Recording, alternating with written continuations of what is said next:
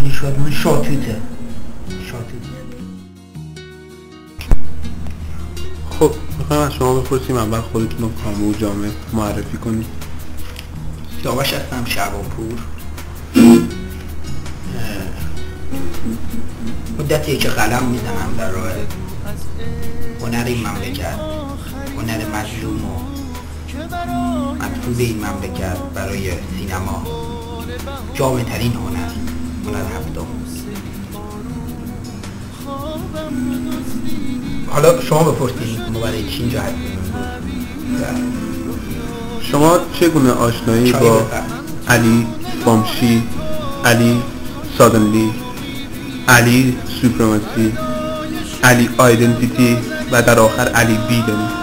جناب شادمند رو بفرمایید. علی برای من ایشون همیشه جناب شادمند هستن.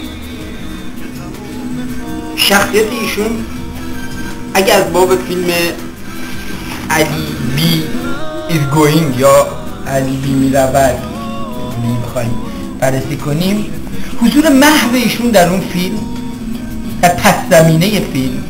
این سوال بعدیه، شما فقط نظر خودتون فعلا. من اشتباه کردم. شما توضیح بدید از آشنایی خودتون با علی بی، چگونه با علی بی آشنا شدید؟ من تو صف بودم منتظر، قبل امتحان زبان بدیم. احساس کردم یه چیزی باعث میشه که من یه نصفی از صف رو نبینم. خیلی اون روز گوش‌های آقای شادمند توجه من رو جلب کرد. رفتم خدمت ایشون و گفتم که شما خیلی من رو متحول کردید امروز تو این صف. گفتش که من بچه البرز بودم و کمی در مورد کاراته گفت، در مورد رزمی که با آرش در خیابون حافظ زیر پل حافظ دماغ یارو رو خورد کرده. خب شما فیلم علی میرود رو دیدید؟ بله، البته من نسخه اصلی فیلم رو دیدم، علی is going یا علی میرود. موزیک این فیلم بسیار خوب طراحی شده بود و با روحیه جنگنده علی و نوستالژیک علی، موزیک آخر و موزیک اول با روحیه جنگنده علی و حضور درخشان ایشان در انواع کلاب ها و مزدن مخبانسرها ما این خیلی و خود علی نظر جامع شما در مورد فیلم علی میرود یا علی is going چیه؟ تکان دهنده. من اولین بار که دیدم من یه همچین دکوپاژی، یه همچین حضور خلاقی که یک آدم میتونه بدون حضور داشته باشه، یعنی حضور غایب. به نظر شما در فیلم علی میرود شخصیت وجودی علی معصوم واقع شده؟ معصوم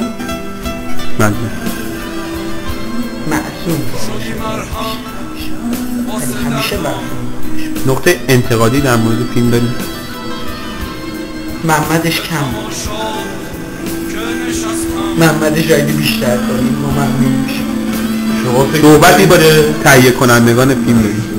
شما فکر میکنیم که در شخصیت علی دست برده شده بود در این فیلم، تحریف شده بود آیا؟ در مورد دست بردن تو علی یک اطمینان دارم، ولی تو شخصیتش نه، نمیدونم، ولی مطمئنم تو علی دست برده شده بود.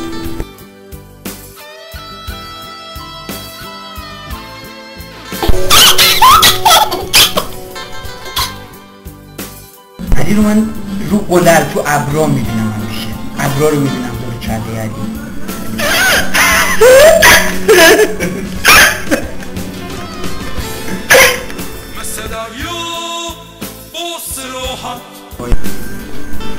شماره پای علی شادمند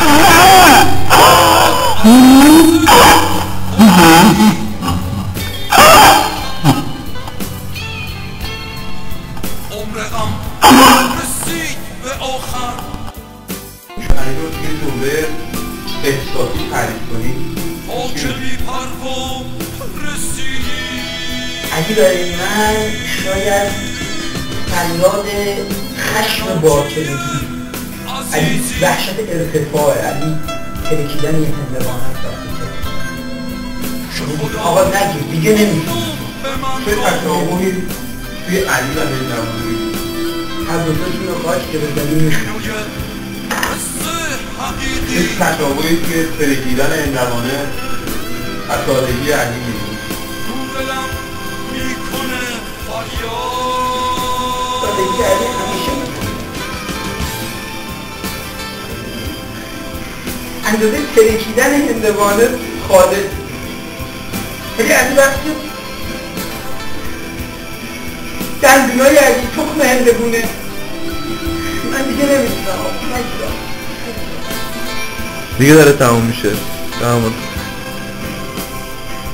تموم نمیشه علی تموم نمیشه 5 ساعت علی هیچ وقت تموم نمیشه شما علی رو نمیتونید توی فیلم خلاصه کنید شما یه فیلمی میگیرین تفکرات خودتون پشتشه یه ذره‌اش میمونه اونا رو هم یه فیلم دیگه بکنید یه فیلم دیگه بکنید یه فیلم دیگه بکنید همش علیه و اینا واقعیت‌های علی علی زیر آسمون تورنتو جا نگرفت پرواز کرد علی خودشو امتداد داد تو همینطور همین علی رفت علی گرفت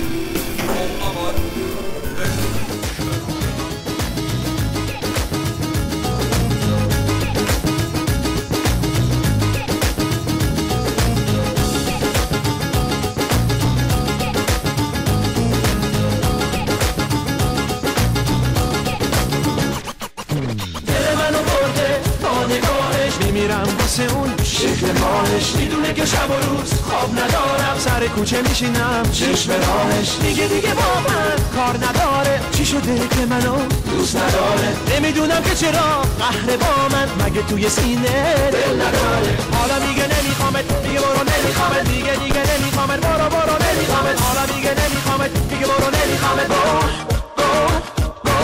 میخوام با تو باشم تا همیشه بدون تو بودن مگه میشه دوری نکن از من دیگه بسه چرا دلت واسه من تنگ نمیشه میخوام با تو باشم تا همیشه بدون تو بودن مگه میشه دوری نکن از من دیگه بسه چرا